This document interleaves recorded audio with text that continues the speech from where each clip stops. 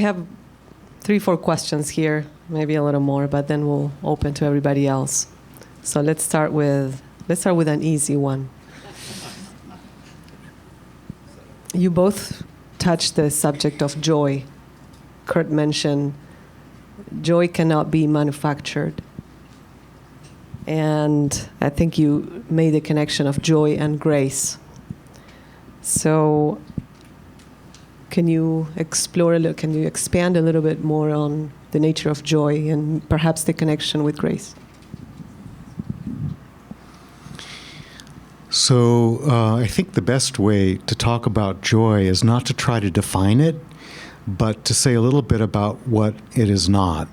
And I think it's commonly confused with happiness. Happiness is, in my view, a temporary state. It comes and goes. People pursue it. They're often very avid to achieve it in some way. They're often disappointed when they don't, or their ideas of happiness might be something like going to a party and getting drunk, or something like that, because it's a break from workaday routine. I hear there are mystics who are drunk on spiritual joy, but I think that's something entirely different. So my understanding of joy is that it's participation in an eternal state, which is the basic state of human consciousness, which is also the basic state of all being, which is the source itself. So to have that momentary experience of participation in source, that's joy. And the idea, of course, is to expand on that experience to the degree that you are able to do it. And the seeking of that is learning how, first of all, not to duplicate the circumstances of the last time, because as we all know, whenever we try to duplicate experience of happiness, we get some considerable percentage less the second time or the third time than the first time. But joy is always joy, and when it does show up, it shows up in its plenitude, and we participate in it for as long as we can. It's absolutely indubitable that we've had that experience. We will not confuse it with any other. And to seek for it really means to strip away our resistance to it. I don't know what it is about human beings, but having observed them for as long as I have, I feel that there is a distinct difficulty with the experience of joy, letting it in, being okay with it. People are terrified of it in all kinds of ways. And if you think about it, probably just about everything that we would call Western civilization is an attempt not to experience joy and to substitute buying things instead, which is capitalism, which is the pursuit of happiness. So I hope that answers the question. Do you have anything to add, Nicole? What about the grace? What about the grace, says David Bland. Grace is the allowing of the experience of joy. How's that? Exactly. Yes. But we have to feel we deserve that right. Well, when does anybody ever deserve anything? What does that even mean, deserving something? Deserving to participate in source? Well, okay, there's a lot of religious teaching that says that we don't deserve it because of something called original sin, which no one has ever been able to explain. So again, I think we are joy-phobic, and we need to learn not to be. I think what I would add, Kurt, is how do we know we are experiencing joy? And I think that was a question for me. And I think it was what I was saying earlier about when we're experiencing a sense of fulfillment. So we all know what it feels like when we're stuck. We definitely don't feel joyful when we're stuck. But when we feel that there's a flow of energy and a movement and that sense of fulfillment and satisfaction, I've learned that is when we get to experience joy. And I think that's a way to know that that's the state you're in. I would add. I agree with that, yes. Although I can't imagine people wouldn't know if they were experiencing joy, because there are such things as peak experiences, which are life-transforming and extremely memorable, and we carry with us throughout all of our lives. So the problem always is people try to duplicate the circumstances that created the original one, and that never really seems to work. But there is a law, so to speak, behind them, and it really is just being radically available to source. I think the next question follows well with this topic, and it is about kindness to self. Most of us have been involved in the TS for decades, and I don't remember reading much about kindness to self. It is more of a modern thought.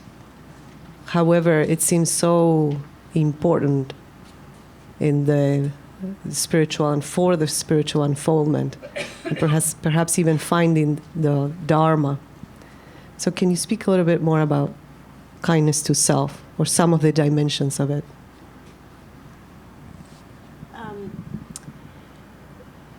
I would say, for me, the practice of kindness to self has been a practice of, this one's easy, I think, to relate to, nonviolent communication. Working with one's inner dialogue, because the first place is where, I think peace begins within, and kindness begins within. If we're not kind to ourselves, it's very difficult to be kind to others, because that's, our experience of a projected reality. And for me, the way I've related to the practice of kindness is this nonviolent communication, and it starts with observing non-judgmentally one's thoughts, which become one's words, so that what comes out becomes an expression of kindness. And I think it's really fundamental, because language is what we use to communicate with ourselves and with others, and so we're practicing it all the time. So I don't think it's separate from any spiritual practice, because we're always with each other, we're always with ourselves, and so in that process of communication, we're always trying to find a way to communicate and express the energy of who we are. So that's sort of what we begin as, is energy, and how to bring that across, and how can we do that in the kindest way possible. I think that's...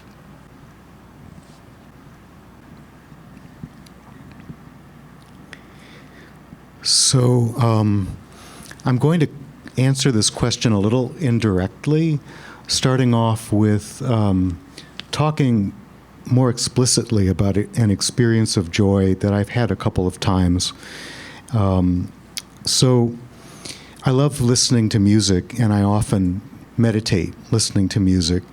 And I remember an occasion a number of years ago where I suddenly found myself in a state, as I was listening to music with headphones, where I was not asleep, I didn't lose consciousness, I was present. I was in what felt like a very expansive state. It had limits, but I couldn't say where those limits were. There were no words in that state. There was no I in that state. There was no experiencer in that state. The only way I can talk about it is because as I came out of it, the experience, it's sort of assembled itself. And the joy of being completely without thought and completely without language was the biggest joy I think I've ever experienced in my life. Except the odd thing about it was I couldn't say to myself, I'm experiencing joy, because that would have brought me out of the experience. But when I came out of it, I so absolutely knew that's what it was that I was experiencing. Now, I used the phrase at the end of my previous answer, a radical availability to source. So I believe that in that moment I had perhaps the closest connection to source that I've ever experienced in my life. And the joy was indubitable, as I mentioned earlier. there are many, many layers of that. I can experience great joy when I'm composing music. Sometimes I get into that same wordless state, although it's not as boundless as the other one. So what I want to suggest is people talk about negative self-talk, for example, as a form of violence that we do to ourselves, where nonviolent communication is a practice to reverse that tendency. But I would say a lot of the stream of consciousness that goes through our minds is based on likes and dislikes of various kinds. It isn't just negative self-talk, because we can also constantly talk to ourselves about the things we like that we want to do again, or the things we dislike that we want to push away. I have a theory that that really, in a sense, all of that inner stream of consciousness is the wall that we build against Source because we can't stand it. It's too much. And that as we develop a deeper and deeper sense of true identity through pursuing some kind of service to humanity or life purpose, we're able to start erasing that wall bit by bit. And as we do that, more and more of that joy comes through. So ultimately, kindness to self is really, at another level, this radical availability to Source, developing more and more of that experience. And you have to do it through the practice of being authentic, being true to yourself, having a true purpose in life, being of service to humanity, and other things that we've talked about quite a bit this weekend. I had a question. Kurt, you just answered probably what I'm going to ask. I'm referring to the bodies that Nicole put up on the screen. Joy coming through the different bodies to the physical body, from the etheric, the causal, to experience at all levels, rather than just the physical body of joy. I think what you just said is exactly the answer to that, is that it no longer is an I. It's no longer physical. And to experience joy, to me, would be that space, that wonderful space where you're just one with all of those bodies, and that energy coming through those bodies and allowing it to receive it. To me, the hardest thing for me is to receive, you see. So if I'm not receiving, I'm blocking. And so what you just said, that music allows you to get into that space, to receive, to get the body out of the way. So thank you. You just answered really everything I was going to ask you. So. Well, I'm glad that you're also validating what I described, because, an individual takes a risk when they share an internal experience like I shared. It could be that no one in the room would know what I was talking about. That's the difficulty of any kind of internal experience. It may not be recognizable to anybody else. But the thing I want to add is, in Buddhism, the idea of experiencing a state called clear light mind is developed through erasing obscurations. And in a sense, what I said about words and thinking, those are all obscurations. But in another sense, and I think most true mystics would agree with me, mystics in the sense I was talking about earlier today, that the bodies themselves are obscurations, and that they need to be transcended, and the planes that they're on need to be transcended. And so we can understand that one of the drives for transcendence in the mystics is to have that experience and realize it all the time at all levels of being, and sustain it, which I think is something that William was speaking about during his talk. And actually Pablo too, with Manas Tajasa, and then above that Buddhi Manas. There is one more question. So you've chosen the term joy and kindness, and brings to mind some other terms that I'd like you to comment on, like love and peace and bliss and ananda. I think I'll tackle this one. So remembered earlier, I was talking about the ability through the inner senses to sense the function of any energetic being or experience or realm. So if I listen deeply with my inner senses to you as you speak those words, I hear exactly the same function. They are labels for exactly the same experience. The possibility of arranging some of them in a continuum that represents different degrees of intensity is intriguing to me, as you might guess from all of my charts and tables. But I could only do that for myself personally, because someone might have a different placement for bliss versus ananda.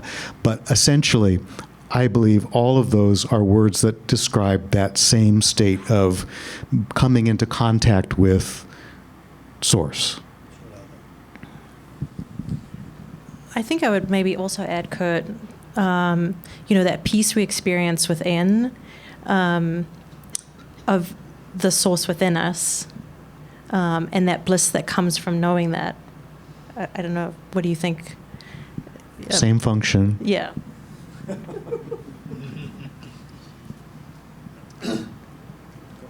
I'll take one and then I'll give you back. So Kurt spoke about 3 paths, but this can be applicable to other things as well. When there is predominance of one path in a group or in an organization, other paths can feel judged or rejected or alone. So what would you say to the minority and to the majority, whether it is, in the 3 paths in this case or any other majority or minority? I think one of our big problems as human beings is we think we're normal. And what I mean by that is whatever I personally experience is normal. And then we project that onto everybody else, which starts the process of judging people as being as normal as we are or less normal than we are. I doubt anybody ever thinks of people being more normal than we are. So the problem with this is if you're coming from any one of these types, the other 2 types don't exist in your awareness. They can't. And therefore, anybody who is of another type is in some way not normal or even possibly defective. Another way of looking at it is the 3 types I was talking about have to be developed in balance for someone to be a complete person. So everybody, I believe, has one type that is their natural mode, and then in the course of one or a multiple lifetimes, they need to add in the other 2. But they have to know that what they're adding in is not less than what they already know. That's the hard part, is that we often think of alternative viewpoints as less relevant than the one that we're familiar with. So what I've tried to do in the Theosophical Society is to encourage people who come to hear me talk who might be on the seer path, for example, since that's mine, to feel empowered to show up in the Theosophical Society and speak their truth about that path. At the same time, although it's not my personal path, I've recognized the value of the devotional path, the empath path, and at the same time I want to make space for that and a safe space for people to show up to talk about that path. The reason I do this is because in my own teaching, I was focusing on the normal way of doing things, which was through visualizations and imagery, because I'm a seer. And I had problem students, quote unquote, who were of the other varieties. And I literally had to learn their way of being and their way of languaging things and add that to my understanding.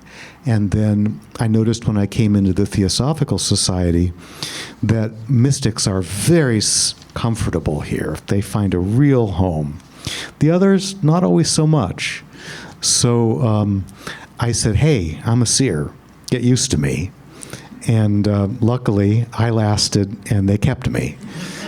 So at the same time, I've been trying to do shout-outs, so you can, so to speak, for the people on the more devotional path. But there is a tendency for us to look down on it and on other people. And I know, for example, with the empath path, I hate to say this, but the other two paths tend to think of them as less intelligent because that's not the way they show up in discussions. And yet, if we're talking about emotional intelligence, the mystics are the defective ones, probably, because the absolute is all that exists, right? So you don't have to have emotional intelligence. It's a waste of time. So anyway, I personally think that in any organization, it's just good to speak up for your type and make a place for yourself. What that really means, though, is having a good talk with people who say, that's not the way. What does that mean, that's not the way? Can we ever really say that? What you're saying is your way is not the way? This is what I think the Buddha really meant by the idea of false views. Anytime you have a view, you automatically create the opposite. And so if you have a strong view that the mystic way is the only way, then you're going to attract people to yourself that show you the other ways until eventually you let go of that view and have a more inclusive one. Again, I salute mystics because they are closer to the truth. But come on, guys, there are some people who want to give you a hug once in a while and it feels good. And they're the empaths.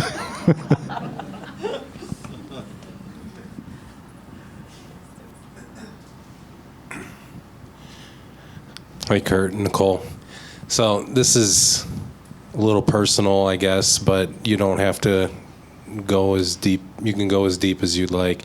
I was just curious how you both met and what your relationship is like and who you are to each other. I'll take that one first. That's such a great question, Justin. So I met through a mutual friend. That's how I met Kurt. And it was interesting because this mutual friend I remember having a conversation with, and it let this friend know that perhaps I was a safe person. I remember saying to this friend, I'm supposed to know you. And we just, and I'd met this person right that moment, but I'd seen him a year earlier. And we're supposed to know each other and we're supposed to be friends. And that led to me meeting Kurt. So that's the sort of the brief kind of origin story of how I met Kurt, was through that mutual friend introduction. What's our relationship like? Well, it's transformed over the decade and a half that I've known Kurt. It's such an interesting question because there's the question of the relationship between teacher and student, and when that transforms and you become friends or you become peers. From my side, it's one of deep friendship and devotion. That's the best way I can put it. I think one of the most wonderful things in life is what I call spiritual family. And so I consider Nikki and Tinsley spiritual family. And I've been blessed not to have only 2 such friends, but quite a number, maybe a dozen. I don't know whether I pick them or they pick me, or somebody beyond both of us puts us together and decides that we're supposed to know each other, as Nicole was saying. But people who share beliefs and values, people who love to spend time in each other's presence, doing all kinds of things that may not be inherently spiritual, cooking together, for example. Any kind of preparation of a meal and serving of a meal has a sacred aspect to it. And certainly being present with people that you deeply care about as you're cooking and as you're serving is a kind of service of each other that's devotional in nature. So there's probably in the Theosophical Society not just the community, for example, that we have present here, where some people know each other and some people don't, and some people are just meeting each other for the first time. But there are probably smaller cells of people who have a strong feeling of spiritual family, wanting to be together, wanting to support each other. Ideally, I think any lodge or study group or study center could have that experience. In my work as a lecturer for the Theosophical Society in America, I've gone to a couple of lodges that still have buildings.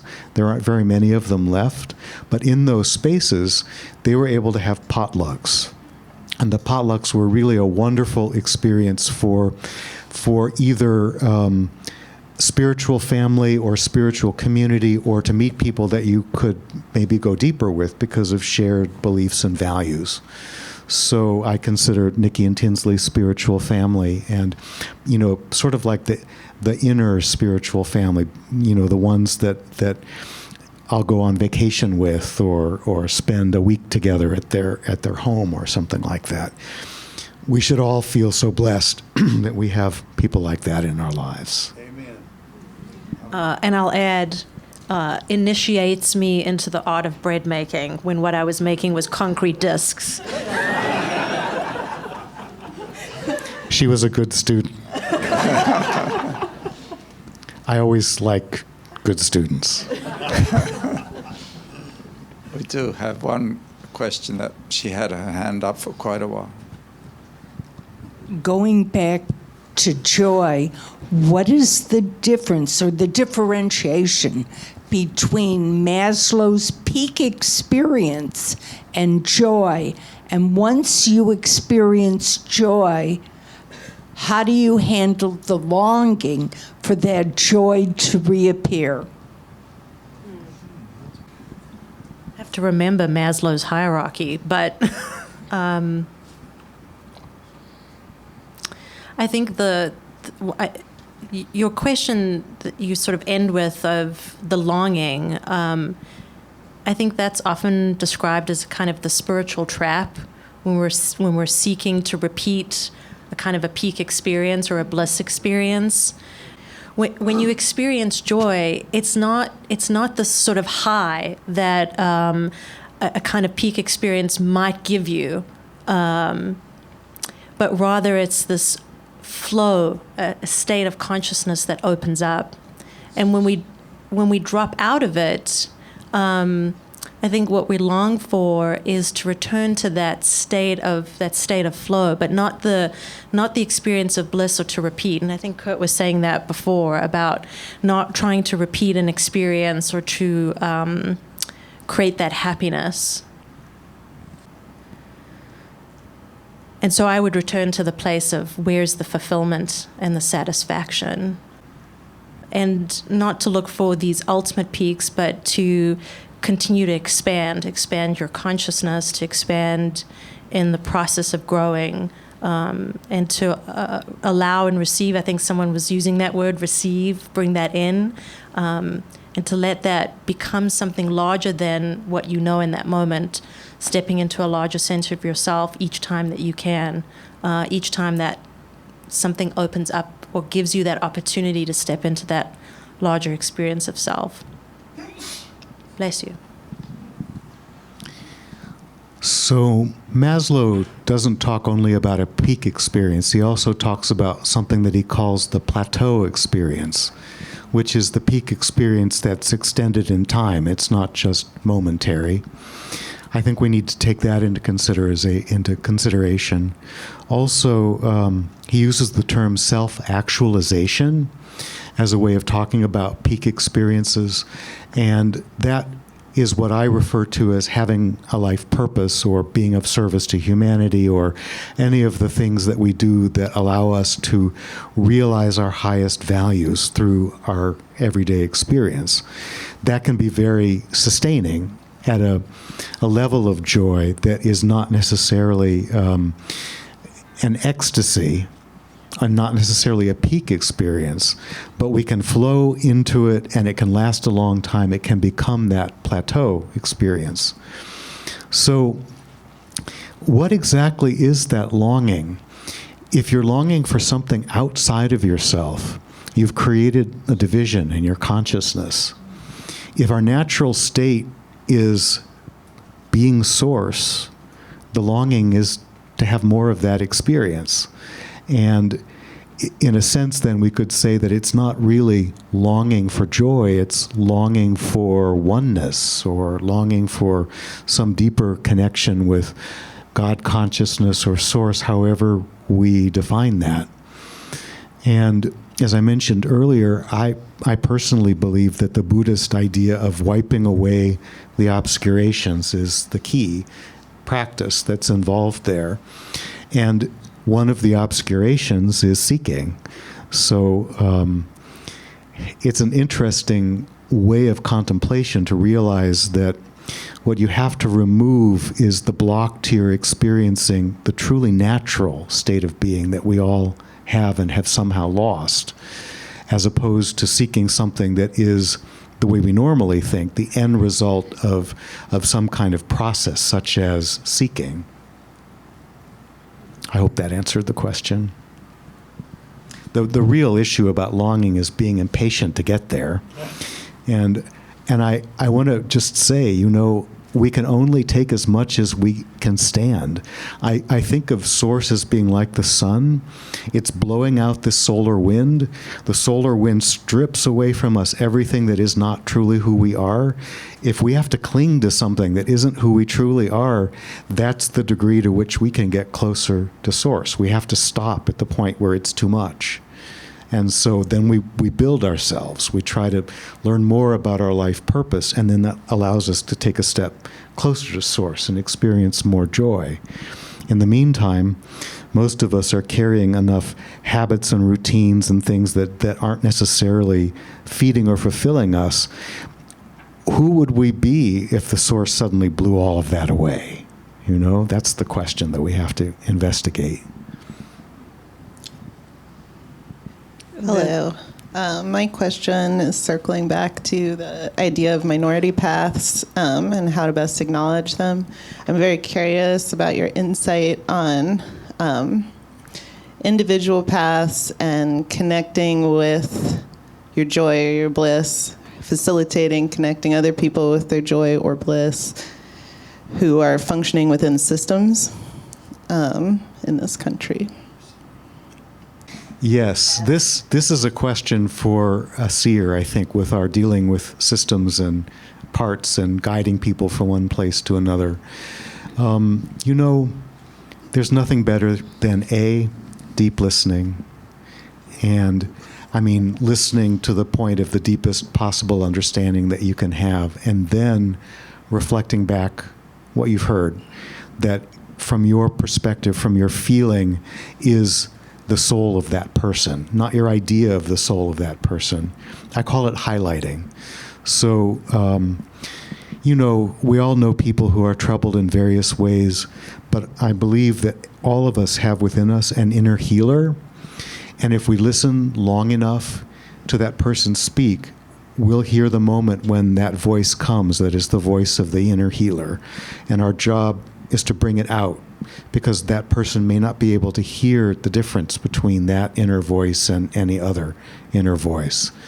I know this from having worked for 6 years to help a dear friend of mine heal from a serious breakdown. And that inner healer was there, whenever we spoke, maybe only in one sentence of everything that was said in the course of an hour, but I would focus on that one thing until eventually my friend was able to identify the voice of the inner healer himself because of the consistency of what I pointed out. And then he was able to start up a conversation with the inner healer. And at that point, his healing process became self-sustaining. Now, that's an extreme situation, but I think in any system, the problem is we're immersed in what isn't who we really are because we don't know who we really are. And the anger and the frustration that comes from that is meant to catapult us out into who we really are. But nobody gets the permission to do that in a system like the one that we're usually in. So one of the roles of a facilitator of other people's growth is to give that permission. When the inner healer shows up and says, you know, this is where my passion is, if you can, give permission for the person to do that, to fulfill that, and help them see what the steps might be. So, in a sense, what I'm talking about is a spiritual teacher, and I believe that all spiritual teachers have two roles. One is to give permission, and the other one is to show the way. Not to tell the way, but to show the way through their own life. I have one question from the audience watching. I got it just like with my mind. It's mental transmission. It says, as I understand the race, we do not choose our race, neither soul nor personality. They're already in us when we're born. For example, if someone is soul ray 1, the path of least resistance for them is to become a mystic. Well, I guess it refers to the path, the one of the paths. So the question is, do we choose the path, or does the path choose us based on who we are as a soul, even when we're not aware of this? I don't know if Yeah. enough with the race to answer that question. So my understanding from Alice Bailey is that we have what are called a monadic ray, which is the highest level of our being, and these are each a manifestation of the Logos, and that's essentially what I was referring to in the chart that I gave earlier, where the 3 logoi were listed at the top. And so the 3 types are much more fundamental than the other rays, the 7 that are talked about as the 7 rays. I also understand from that system that we have a soul ray and a personality ray that may not be the same as the monadic ray. And in fact, over our eons of evolution, it's important for us to experience everything the soul can experience, everything that the personality can experience. And so there's a constant shifting of rays also within the cultures that we incarnate within. This is one of the ways that the Tibetan spoke about as helping what Blavatsky talked about, every atom of consciousness have every conceivable experience within this realm that we learn and grow within. So it's not like we are locked in to a ray that we're born into because we have all these opportunities, but there's a tendency always to default in a particular direction. And that's the thing that I'm trying to point out, because I see it as a fundamental characteristic of almost everybody I meet. Anybody who's asked me a question today, I could say to you, I'm not going to, but I could say to you, I know what your type is, because I know the language that those questions come in. And my personal feeling is everyone should discover from themselves the ray or type that they most resonate with, because then it's truly valid. So I hope that provides a framework for answering the question. The problem is, I think, that the framework that the question was asked from is not one that I could actually effectively answer it. So I hope I've kind of expanded things a bit there. And William, I wonder if you have a comment on this, because if you do, I think it would be helpful.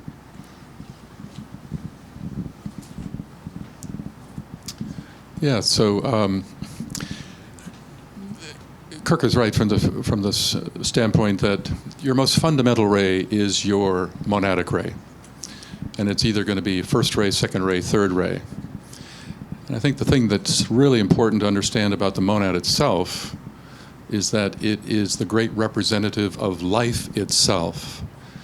Monad is life with a capital L. And to understand that is to realize ultimately that each of us, it's not that we have a life. The truer statement is that at the highest level, you are life. You are life. And that three monadic types exist. And the monad represents the God in you, the divinity in you, where the soul represents the Christ in you. And the three, sometimes we call it the three aspects, or the three logoic alignments, but the soul ray is also with you for many, many incarnations. Your soul ray is ultimately chosen by the monad, and in a certain sense is a sub-ray of the monad's ray. And that soul ray will be with you for many, many, many incarnations. And there are, without going into the detail, there are certain times and opportunities where you can step off of your soul ray onto another ray. And there's certain understandings of how that works. But your soul ray, for all of us in a practical sense, view your soul ray as being with you for a very, very long time. However, your personality ray is chosen by, it's a sub-ray of the soul. And that can be any of the seven, and that will change each incarnation. So let us say that you have a second ray soul, the ray of love and wisdom. And in this incarnation, that soul has chosen to create an outer garment called personality that's governed by, let us say, the seventh ray. In the next incarnation, your soul, your second ray soul, will choose a different personality to express its outer expression. So it might be a third ray personality. It makes those decisions. And that process of changing the personality ray is what actually facilitates the evolution of the soul itself. Because in the ultimate sense, the soul needs to, it's evolving. The causal body is evolving. And in the long, big picture of evolution, it needs to find ways of expressing itself through each of the seven personality types as a function of its own evolution. So that changes. And what the other important part to know about that is that the relationship between the soul ray and the personality ray defines a couple very important things. It defines the nature of soulful service that is being suggested. So for instance, if you're a second ray soul and a seventh ray personality, that is going to incline you to express your wisdom, your soul ray, in a different context than, let us say, if you were a second ray soul and a third ray personality. So the relationship between these two things define the tendency of service, but it also defines the inner crisis, because that personality ray will have a measure of resistance to being led by the soul ray. And so the combination of soul ray and personality ray, it defines both the nature of service that is being suggested, as well as the challenge of transforming that personality ray so that it becomes a better cooperative agent on behalf of the soul's intention. Thank you for your presentations. They've been very helpful. My question is, with the three paths, do they actually overlap? Can you move from the mystic to the empathic to the seer?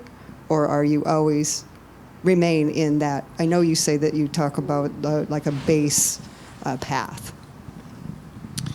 So if you want to know more about this, there is a talk that I did called Do You Know Your Psychic Type? That's on the YouTube channel for the Theosophical Society.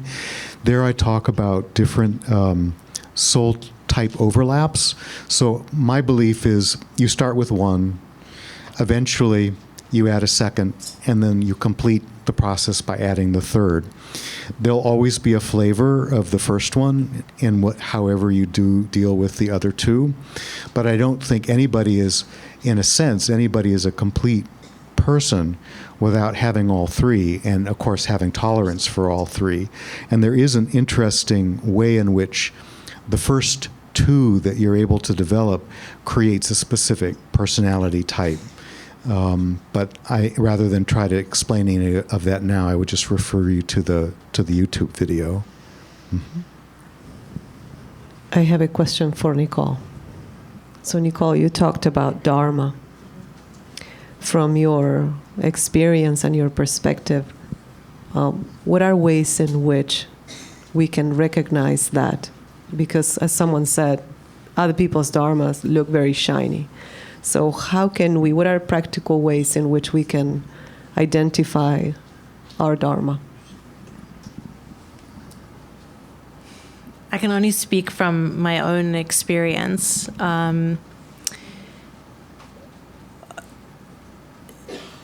You know, I found a practice, I don't know, 20 years ago, where I was choosing between studying yoga or becoming a jewelry maker.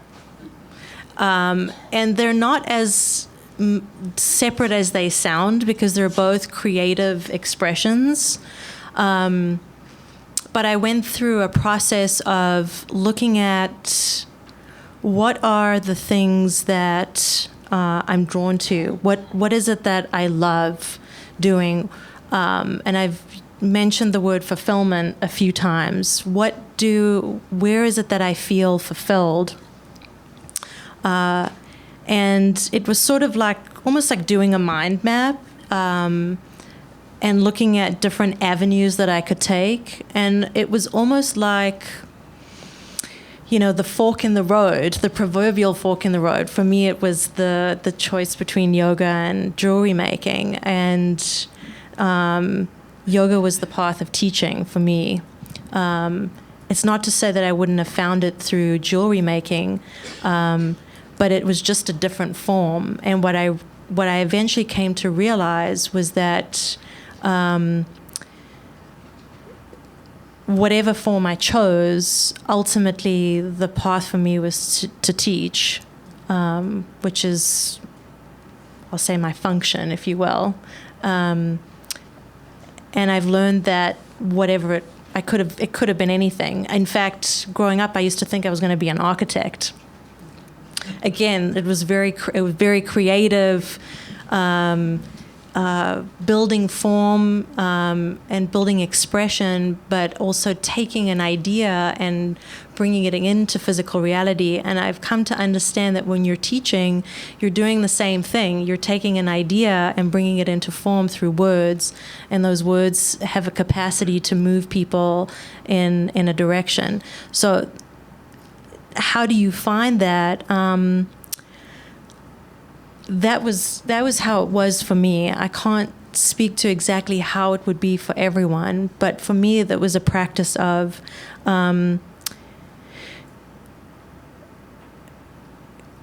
a process of elimination, which is a practice. It's one way to discover. It's not the quickest, but it is a path. So that's a way that you can discover for yourself. And then eventually also, I think, bring to yourself the tools and the people around you who can help you develop language, vocabulary, and insight. Mentors, teachers, guides, friends who can reflect back to you. It was very helpful for me when I had friends who would say, you know, you're really good at this. You should do this. Now, I'm not saying that in the context of someone telling me what they thought I should do, as that's my path, but really giving me the reflection and the insight back of, this is what I see in you. Go and explore that. So that's how I've kind of unfolded that journey and that process for myself. It's the best I can do. I was watching a teacher, Dr. Joe Dispenza. He teaches on neuroplasticity as related to meditation on the what's called the Gaia channel. And I'm wondering if the Theosophical Society has a place or insights regarding neuroplasticity as related to medication, actual physical brain changes which can be tracked in the brain as a result of meditation, neuroplasticity. So I mentioned during my talk that theosophy is, one definition of it is the synthesis of science, religion, and philosophy. All I can really say in response to that, since I haven't done the research myself, is that it would be a very theosophical endeavor to look into that more deeply, and then perhaps bring that here to talk about. So I'm sure that very many people who are here with us today would be interested in that. So see what you can do.